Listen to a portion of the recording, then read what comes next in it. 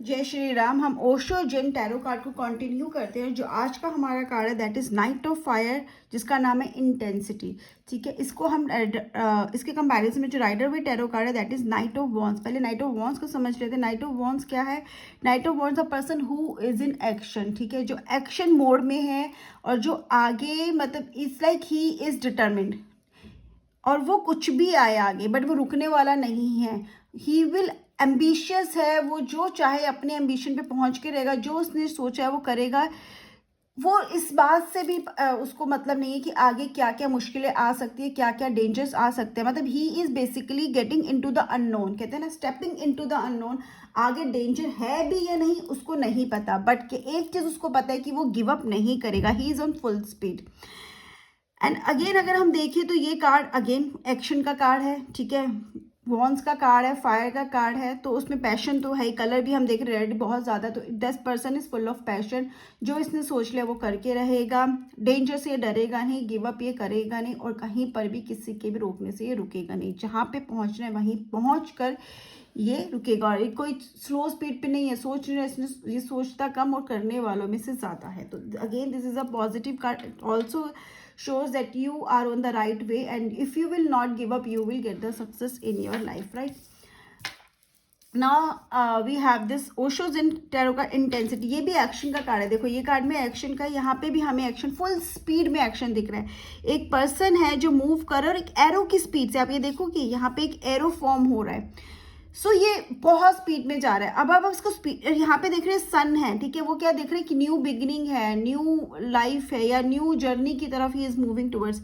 अब यहाँ पर नहीं फुल स्पीड में जा रहा है, बट वो वाली स्पीड नहीं जो गाड़ियों की स्पीड होती है, जहाँ पे हमें एक पॉइंट से दूसरे पॉइंट पे पहुंचना होता है। पॉइंट ए से पॉइंट बी पे जहाँ हम पहुंचने की कोशिश करते हैं वो हमारी वर्टिकल टू हॉरिजॉन्टल स्पीड है। लेकिन ये जो है ना ये वर्टिकल हो रही है, वो हमारी कहती है हॉरिजॉन्टल वाली स्पीड होती है, लेकिन ये क्या वर्टिकल हो रही है। वर्टिकल बेसिकली इसको समझो एक ऐसा पर्सन जो फुल ऑफ एनर्जी है, जिसने सोच लिया जो वो करेगा वो करके रहेगा, वो गिव अप नहीं करेगा, और उसने अपना पूरा पैशन, अपनी पूरी एनर्जी उस चीज में लगा दी। उस एनर्जी को ये शो कर रहा है। और अगर आप देखोगे बिना, वो इतनी स्पीड से भाग रही है, खुद ही एनर्जी बनता जा रहा है कि एक एनर्जी का फोम जैसा लग रहा है। क्यों? क्योंकि वो कंप्लीटली कहाँ पर है। एक पर्सन को देख के आप बोलते नहीं कि हाँ ये तो कर ही लेगा, हाँ ये तो, इसको देख के हमें फीलिंग आती है कि इसमें कितनी एनर्जी है। वो ऐसा पर्सन है जो आपके आसपास भी होगा ना तो आपको मोटिवेट कर देता है। वो एनर्जी ये पर्सन कैरी करता है। तो दिस इज नथिंग बैड। ठीक है, ये बहुत पॉजिटिव एनर्जी लेके कैरी कर रहा है। वो वाली एनर्जी नहीं है जो सबको डिस्ट्रैक्ट कर देगा, कुछ डिस्ट्रॉय कर देगा, नहीं। क्रिएटिव वाली एनर्जी है, जहाँ पे कुछ क्रिएट होगा, जहाँ पे इसको ये वहां पर जा रहा है। अगेन जैसे नाइट ऑफ वॉन्ड्स में हमने समझा था कि this person is getting into unknown, और वो रुकने वाला नहीं है। सिमिलरली ये पर्सन भी कुछ नया, उसमें कुछ नया क्रिएट करना चाहता है, कुछ नया समझना चाहता है। जो ऑलरेडी है उसमें फॉलो नहीं करना, वो अपना ही कुछ क्रिएट करना चाहता है। ये ऐसा पर्सन है जो आपके पास अगर है, आपके आसपास है, या तो आपको बहुत मोटिवेट कर देगा, या फिर हो सकता है आप इससे इरिटेट भी हो जाओ, बिकॉज उसका एनर्जी लेवल इतना हाई है ना। तो not everyone can relate to that, right? जिन क्या कहते हैं, जिन हमें मैसेज क्या देते हैं इस कार्ड के थ्रू, कि अगर हम सारे सबकी बातें सुनते, ठीक है, हमें सीखना चाहिए, हमें पढ़ना चाहिए, लेकिन अगर हम उन्हीं को फॉलो करते रहेंगे, ग्रेट वर्ड्स को, ग्रेट टीचर्स को, तो फिर हमारा अपना क्या है? कहीं ना कहीं हम जब बहुत ज़्यादा फॉलो करते हैं ना, तो वो कहीं ना कहीं हमारे लिए डेडली एनिमी बन जाता है। क्यों? क्योंकि हम इतना ज़्यादा फॉलो करते हैं कि हम अपना खुद का क्रिएट ही नहीं करते, अपना खुद की थॉट हमारी भूल जाते हैं, और हम अपना दिमाग लगाना बंद कर देते हैं। जहाँ पर आप अपनी अपनी सोच नहीं रख रहे हो, सिर्फ आप सामने जो भी है उसकी सोच पे चल रहे हो, तो कहीं ना कहीं वो आपके लिए उतना पॉजिटिव नहीं। आप कुछ भी करो, लेकिन उसमें आपका खुद का एक कंट्रीब्यूशन होना चाहिए, एक आपकी खुद की सोच उसमें होनी चाहिए। ये कार्ड हमें मैसेज देता है कि हमें अपना सोर्स खुद ढूंढना है। ठीक है, सब कुछ छोड़ के हमें अपना सोर्स खुद ढूंढना है। फॉलोवर मत बनो, बल्कि ना ही इमिटेटर बनो, क्रिएटर बनो। कुछ ओरिजिनल क्रिएट करो, कुछ अपना क्रिएट करो। लोगों ने किया है, आप इसी से इंस्पायर होते हो, बहुत अच्छी बात है, लेकिन अगर आप उसी को फॉलो कर रहे हो तो आपका अपना इनपुट क्या है? हो सकता है सीख कर भी तो हम कुछ नया क्रिएट कर सकते हैं, लेकिन अगर हम वही चीज़ दोबारा करते जा रहे हैं तो उसमें कोई मतलब उसमें ग्रोथ नहीं है। तो अपनी इंडिविजुअलिटी को मत भूलो, अपनी इंडिविजुअलिटी को मत खो दो किसी भी चीज़ में। Find your inner most core on your own, किसी भी गाइड के बिना, ठीक है, किसी भी स्क्रिप्चर्स के बिना। ये समझ लो एक डार्क नाइट है। Always feel like that if you have that energy you can do it. आपको ये समझना है डार्क नाइट है, अब आप अपने इंटेंस फायर से इसको लाइट अप करो, फाइंड दैट वे, ठीक है। और जितने भी आपके आसपास जितनी भी क्रिएशंस हुई है ना, इन्वेंशंस अपने आसपास आप देख रहे हो, वो सब उन्हीं के थ्रू हुई है जो लोग जिन्हों के अंदर ये इंटेंसिटी थी।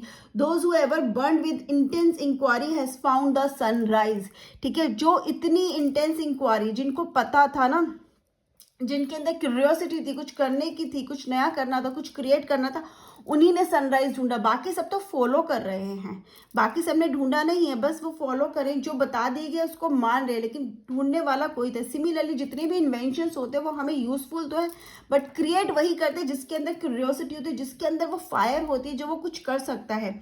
तो this card actually gives you a message to create that. अगर अपनी लाइफ में बहुत आगे बढ़ना चाहते हो तो कुछ तो अपना क्रिएट करो, कुछ तो। Everything is not to be followed. आपका ओरिजिनलिटी, आप do not lose your originality. यहाँ पे ये बोलूँगी do not lose your originality. हो सकता है इन्वेंशन हम ना करें, ठीक है, हम नई नई चीज़ें इन्वेंट ना करें, लेकिन अपनी इंडिविजुअलिटी को भी इंटैक्ट रखकर हम बहुत कुछ अचीव कर सकते हैं। जिन लोगों को लगता है ना कि वो रिलीजियस नहीं है, ठीक है, जो लोग बोलते हैं कि अगर वो कुछ अपना कर रहे हैं वो रिलीजियस नहीं है, या है वो क्या करते हैं, बस वो बेसिकली अवॉइड करते हैं ग्रेट एडवेंचर को रिलीजन पे बिलीव करके।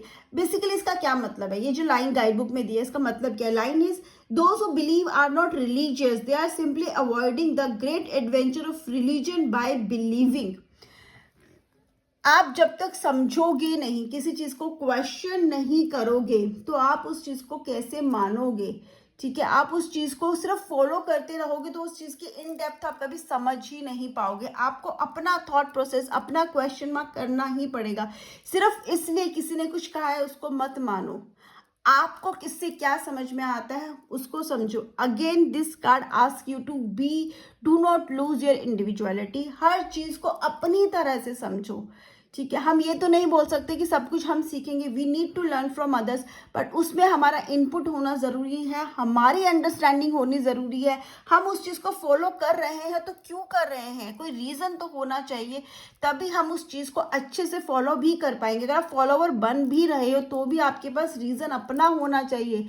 बाकी सब आसपास के लोग बोल रहे हैं वो रीज़न लेके मत फॉलो करो, अपना रीज़न ढूंढो। क्या वो आपको अंदर से सेटिस्फाई कर रहा है, क्या वो आपकी एनर्जी, जो that energy you are carrying inside you, क्या उसको सेटिस्फाई कर रहे हैं? क्या आप उसको सिर्फ आंख बंद करके तो नहीं कर रहे हो, आप आंसर दे पा रहे हो उसका जब आपसे कोई क्वेश्चन हो रहा है? अगर यस तो ठीक है, लेकिन नहीं तो you need to do that.